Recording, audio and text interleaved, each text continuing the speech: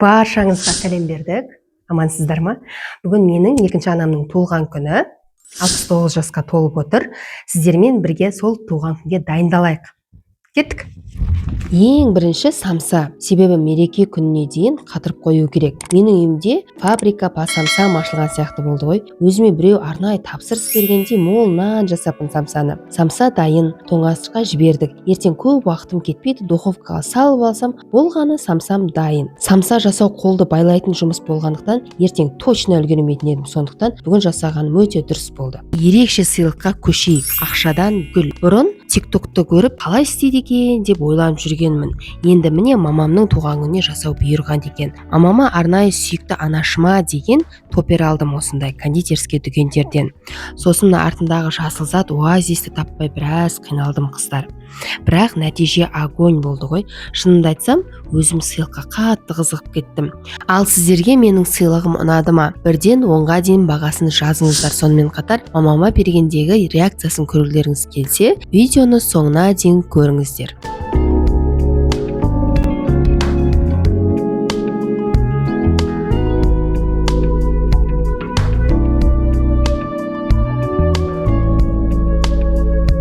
Бұл видео десерт фабрикасы деп аталады. Сметаник пен карамель пирогын жасадым. Маған өте қатты ұнайтын, дәмі торттардан асып түсетін және бір қамырдан 2 түрлі пирог шығаратын керемет рецепт бұл. Егер сіз де осылай пирог жасағыңыз келсе, менің YouTube каналымда тегін онлайн мастер-класстың видеолары бар. Соларды көріңіз, бір жасағаннан 100% шығады. Ал енді ең жауапты сәт, менің алғашқы үлкен туған күнге арналған тортым. Молочная девочка торты 4,5 килограмм. Мен тәжірибелі кондитер кейпінде кірісіп кеттім. Бірақ іс жүзінде қолымда миксер, ал аузымда тек дұға болды. Жақсы керемет ойдағыдай сыншы деп. Бір қабатын пісіріп алып, вау, күшті шығып тұр десем, екінші қабатым күйіп кетті. Крем жағу процесі нағыз медитация процесі ғой. Енді кішкентай тәттілер, вубипай пирожные. Кішкентай бірақ тәттілікте үлкен чемпион десерттердің бірі. Қамыры жұмсақ, кремін тәп-тәтті, ал мен 5 сағаттан бері пештің алдында тұрмын. Бірақ бәріне тұрарлық болды.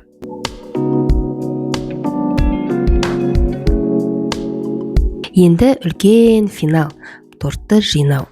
Барлық қабаттар пісіп, суып, крем дайын тұр. Қабатты салғанда бірі тең, бірі қисық, енді бірі үлкен, бірі кішкентай болып қалды. Бірақ бұл менің алғашқы 4,5 килограммдық махаббат пен стресстен туған тортым. Соңында тортқа қарап тұрып, өзіме риза болдым. Міне бітті, ертеңгі туған күнге дайынмын. Дегенмен, ертең тағы да таңнан бастап менің адресім кухня болмақ.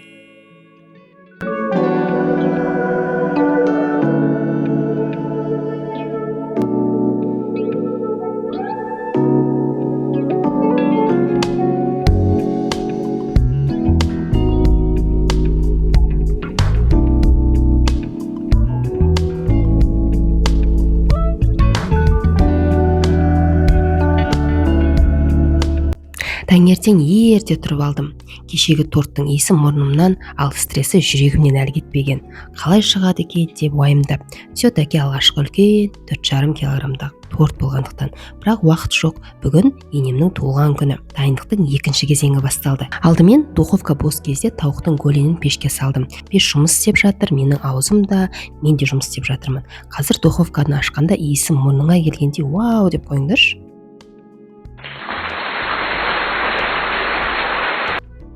Ас атасы нан деп пісіру жұмысын нан мен бауырсақтан бастадым. Нанды кішкентай золаларға бөліп, жұмыртқа жағып, голен пісем дегенше көп ысытып қойдым.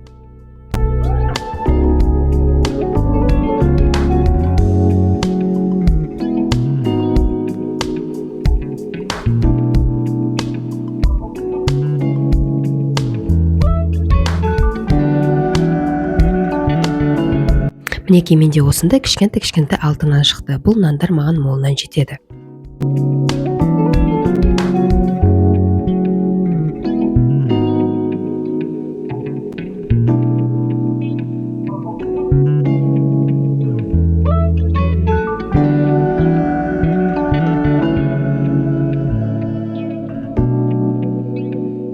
Май қызды ма, қызбады ма, қашан салам, қашан аунатам деген логикамен мен бауырсақтың нағыз архитекторына айналған шығармын.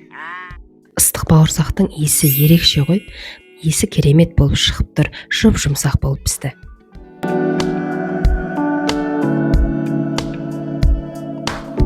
Мінекей, менің бауырсақтарым пісті. Жұмсақ. Дәмі өте керемет. Газ босады, енді нандарды салып алсам піседі. Мінекей салдым, алдым, пісті. Ал енді мантылар. Қамырын илеймін, ішін дайындаймын, фарштарын, пияздарын турап, қолым ұн, орамалым ұн, тіпті телефон да ұн болды ғой. Бірақ келін мықты тіршілік иесі, сондықтан бәріне үлгерем деген миссия болды менде.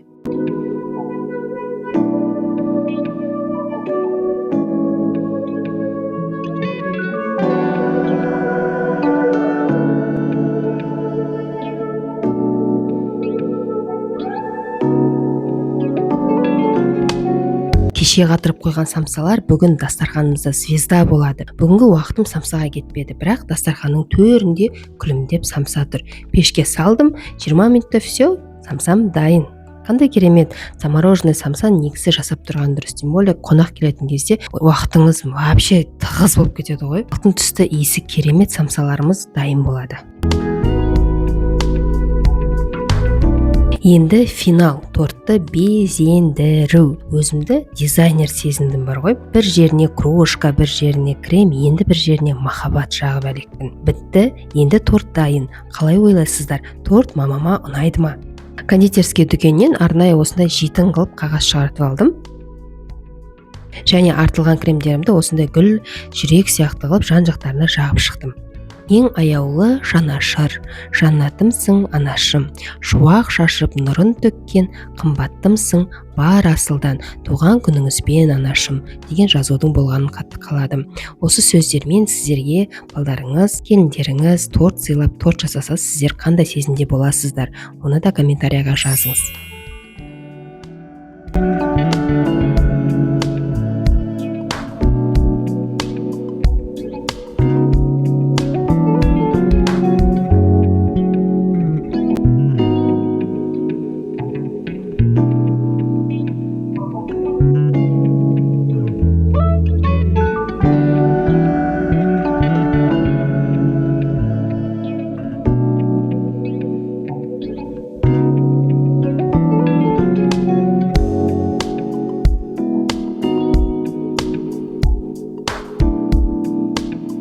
Тортты жасап болған соң қызығы үшін весыға қойсам 4,5 килограмм шықты ғой.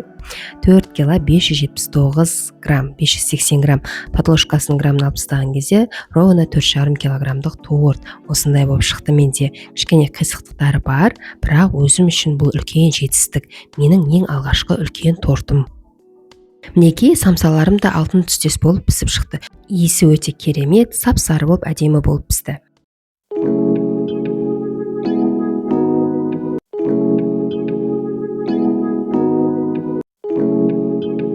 Кеше жасаған пирожныйлар да дайын тұр. Енді негізі қонақ күтуден бір күн бұрын барлық тәттіні, әсіресе тортты жасап қойған дұрыс. Себебі корж бен крем бір-біріне сіңіп тұрса, торттың әрбір тілімі жұмсақ, тәтті болады сөзсіз. Олардың кремін жинап, үстіне аздап шоколад пен ганаш жасап, бетіне клубника және кивимен безендіріп шықтым. Әдемі, дәмді, хош иісті нағыз үйдің тәттісі болды.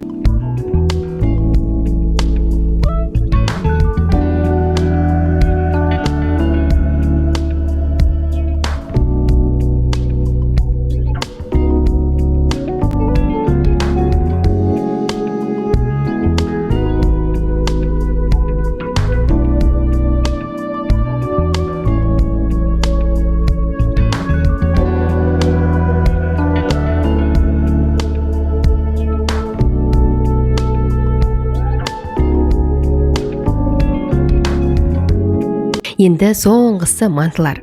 Мен келін олимпиадасында бірінші орында тұрған шығармын осы бүгін. Түйіп, пісіріп, үстелге дайындап қойдым. Осымен дайындық ресми түрде аяқталды. Барлығы дайын: торт, самса, десерттер, бауырсақ, манты бәрі махаббатпен жасалған. Екінші бөлімде енемнің реакциясы, қуанышын, күлкісін көретін боласыздар. Сол себепті екінші бөлімді өткізіп алмаңыздар. Ровно 24 сағатта осы видео жақсы просмотр жиналса, ертең кешкі 20:00-де салатын боламын. Кеттік, просмотрды көбейтіп, жақындарыңыз, туыстарыңыз қандай чат бар бәріне лақтырыңыздар.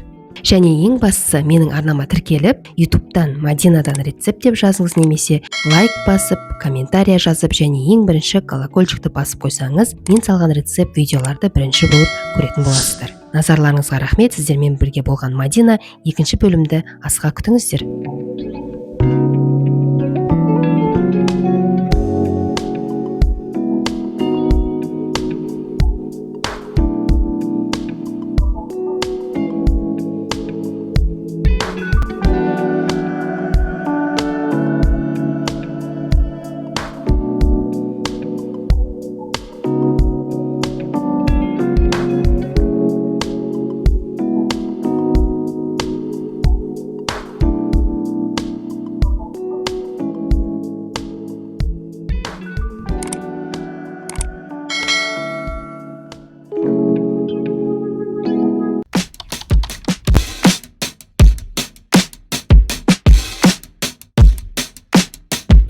Айтпақшы достар, сіздерге мен екінші анама дайындаған өзімнің сыйлығымды көрсетпекшімін. Та-дам! Өз қолдарыммен жасадым. Мінекей. Қалай шыққан? Бірінші рет жасадым. Бағасын беріп кетіңіздер. Қазір осыны сыйлайтын болам. Ішінде қанша бар деп ойлайсыздар? Туған күнге дайындық екінші бөлімге қош келдіңіздер. Мақсат 5 минуттың ішінде дастархан жайып үлгеру. Таймлайпсқа қосып қойымда бастадым. Бір қолда бауырсақ, бір қолда табақ, бір көзім самсада, ал екіншісі көзім шайнектің қайнауын күтіп тұр ғой. Айтпақшы, бүгін оформленияның бас директоры қайынсіңілім Көркем. Идея, фантазия, креатив керек болса, обращайтесь. Қас қағым сәтте тәттілер де, салаттар да, жеміс жидек бәрі түсініксіз түрде дайын болып қалды. Ең қызығы, камера алдында бәрі жай ғана 5 минут, ал мен үшін ол 3 сағаттық еңбек. Бірақ қыздар, нәтиже огонь болды ғой. Дастархан ресторандық деңгей. Мораль: келін деген тек шай құятын емес, нағыз многофункционалды жан ғой.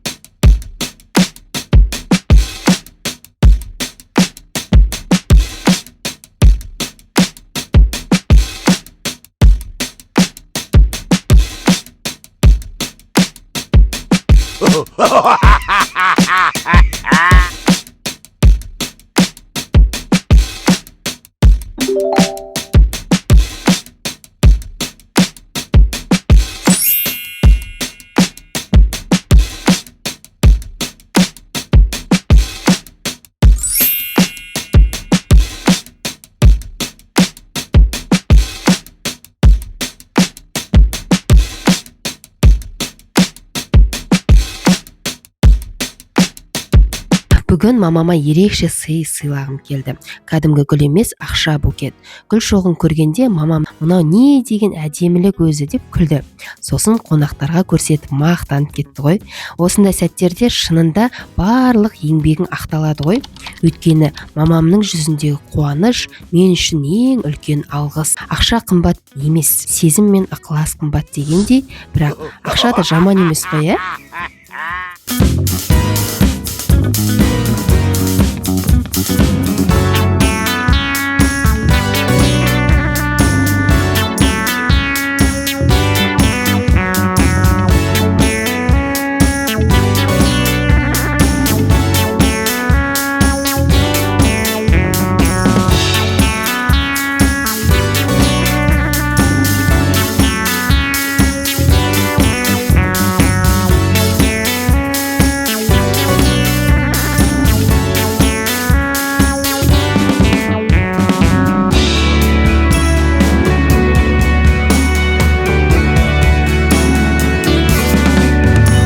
Дайындалыңыздар. Ең әсерлі сәт. Мамамның барлық қыздарының атынан сыйлығы. Сыртта бәріміз дайындалдық. Қызыл кілем төсеп, анашым деген неон жазуды жарқыратып қойдық. Мамам далаға шыққанда жарық шамдар жана бастады. Музыка қосылды, бәріміз анашым туған күніңізбен деп айғайладық. Сол сәттегі мамамның жүзін көрсеңіздер ғой. Көзінен жас шығып толқып кетті. Бізге қарап, мынау не деген керемет деп, ал торт түрлейтін кезде ана деген қай кезде болсын баласын ойлайды демекші. Ең алғашқы тілегі бала шағам аман болсыншы деген тілек болды ғой. Осылай ананың жүрегіне қуаныш сыйлау ең үлкен бақыт. Өйткені ана разы болса, өмірің де нұрланады ғой.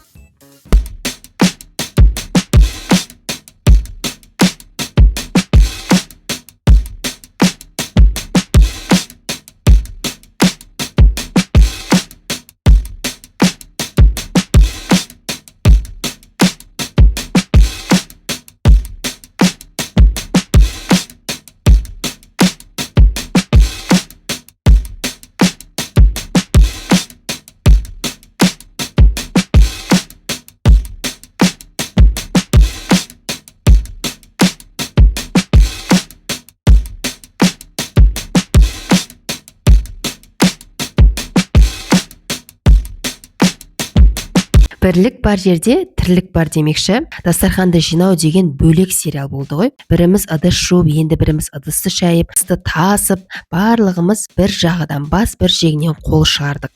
Қайынсіңлілеріме және келінімен бірге істеген соң барлығы жеңіл өтті. Біреу күлдіріп қояды, біреу суретке түсіп жүр, ал мен камераны қосып үлгеріп бәрін видеоға түсіріп қойдым. Осындай сәттерде бірліктің, туыстықтың қадірін сезінесің. Шаршаған жоқпыз, керісінше көңіл көтердік. Өйткені бірлік бар жерде береке бар ғой. Гүлдерді шешіп, вазаға суға салып отырмын. Қарасам, әр гүл бүгінгі бір естелік сияқты. Мамамның күлкісі, қонақтардың жылы сөзі, бәрі осы гүлдермен бірге жанымда қалды. Міне, осымен біздің бүгінгі ерекше күніміз аяқталды. Мамамның жүзіндегі күлкі мен қуаныш бүгінгі ең үлкен сыйлығым болды. Мамама айтарым, сіздің мейіріміңіз осы үйдің берекесі, сіздің күлкіңіз біздің шабытымыз, ал сіздің амандығыңыз бәріміздің бақытымыз. Осындай ерекше күндер көп болсын. Сіз әрқашан осылай жарқырап жүре беріңіз. Ал сендер достар, видеоны ұнатсаңдар, лайк қойып, пікір қалдырып, арнама жазылып кетуді ұмытпаңдар. Себебі келесі видеомда 4,5 килограммдық молочная девочка тортының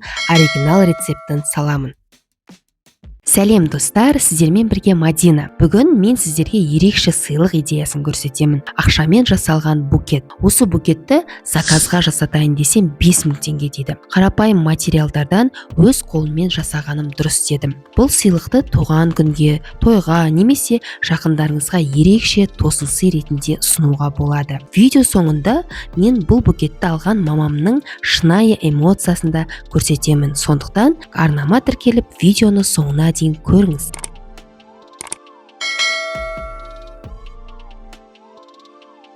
Алдымен купюраны аламыз да оны гүл пішінінде бүктейміз. Мен осылай екі жағынан қайырып дедім. Сол кезде гүл жапырақтары сияқты көрінеді. Осылай арасына ауа кіргізіп қатты қыспаймыз. Сол кезде әдемі көрінеді, пышный болып. Арасына енді шпажканы тығамыз. Шпажканың үшкір жерін осы оазиске тығамыз. Сол үшін оның үшкір емес жерін купюрамен бекітіп, арасын скрепкамен тағы да бекітетін боламыз. Скрепканы бекітеміз. Осылай тек қана купюраға бекітсеңіздер, ол арық болып көрінеді. Ал шпажканың түбіне осылай керісінше томпақ жағынан бастап бекітетін болсаңыздар, гүліңіз кішкене пышный, әдемі болып көрінеді.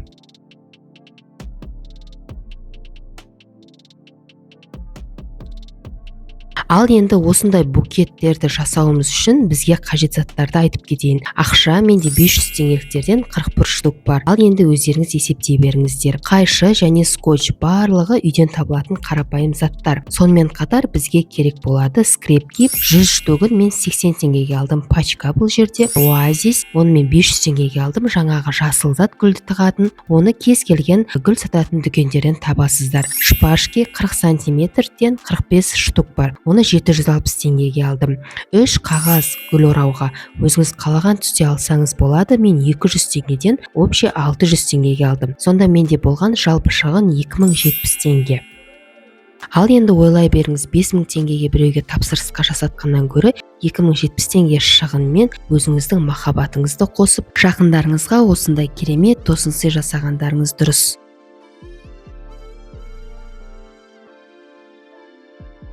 Және 600 теңгеге мен осындай сүйікті анашыма деген топер алдым.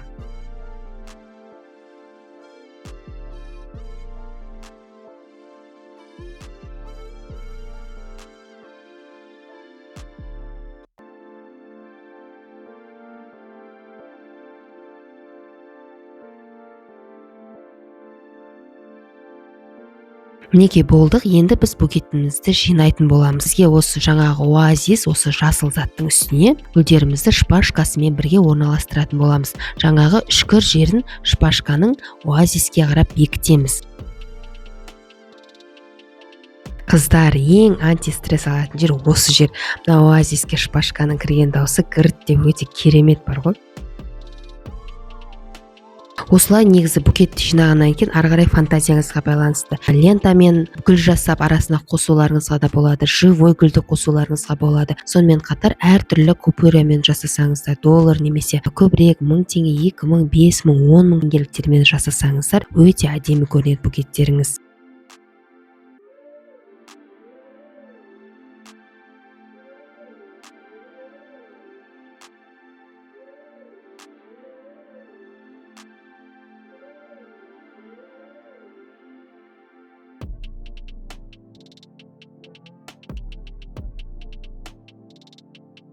Мінекей гүлімізді жинап болдық. Сыртқы қаптамасын әлі қаптамадық. Ол кездегі түрі осындай болады. Бізде өте керемет көрініс.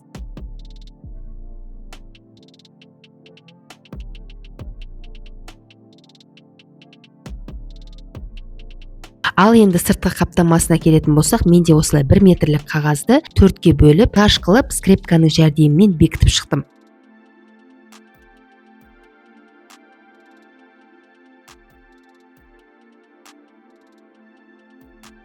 Осындай жалпы 2 қағаз кетті. Сонда оны бөліктерге бөлген кезде 8 бөлікті двухсторонный скотчтың жәрдемімен гүлді айналдыра мен орап шықтым.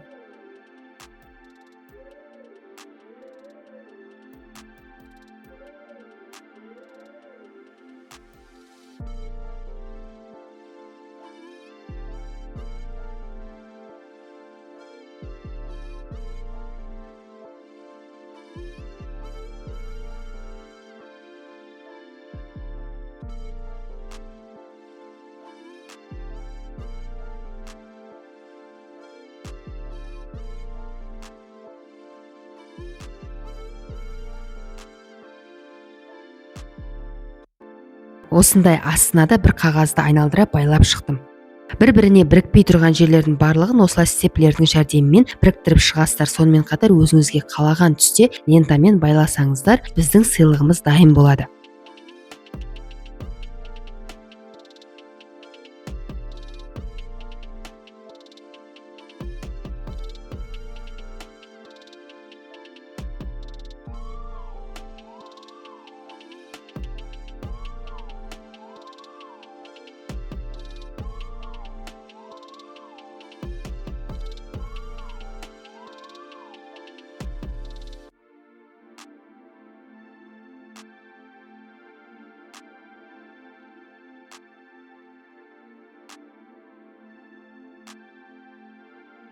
Қараңызшы, қандай әдемі шықты. Букет кәдімгі гүл сияқты көрінеді, бірақ ішінде ақша. Бұл гүл мамама өте қатты ұнады. Жақындарымызға мақтанышпен көрсетті. Мұндай сыйлықты алатын адам таң қалмай қоймайды. Бұл тек материалдық емес, ең бастысы өз қолыңызбен жасалған, жүректен шыққан сыйлық. Міне достар, осылай қарапайым заттармен ерекше әсер қалдыратын сыйлық жасауға болады. Егер видео ұнаса, лайк басып, арнаға жазылуды ұмытпаңыз. Комментария қалдырыңыз, осындай букетті кімге сыйлар едіңіз? Келесі видеода тағы да ерекше идея көрсетемін.